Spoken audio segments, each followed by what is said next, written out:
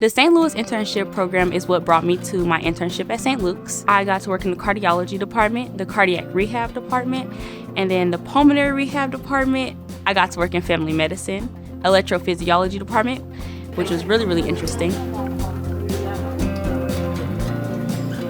She's always just been a leader in everything she does. She always takes on any challenges and makes sure she perseveres through. She doesn't give up. All of her extracurriculars, her academics, anything she does, she don't want to just do it. She wants to be the best at it. She wants to give her all. Pollutants in the air, am I right? A school like Kairos, where we have personalized learning and we have the mentoring model, allows students who are high performing, who are high achieving, who have big goals, who see what's possible for them and want it all and then some, to carve new paths for themselves.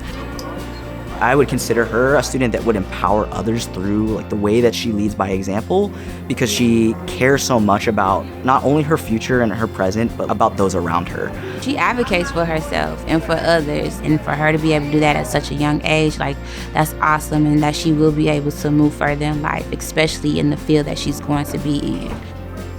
It's cool. It's like this, if I go cold, if so this is Kairos being so intentional about its student population and caring so much about its students really gives someone like Ashanti the chance to be individual. If she were tomorrow to wake up and say, I don't want to be a cardiac surgeon anymore, we're going to do what we need to do to make sure that she feels supported and that what she's interested in, she can pursue.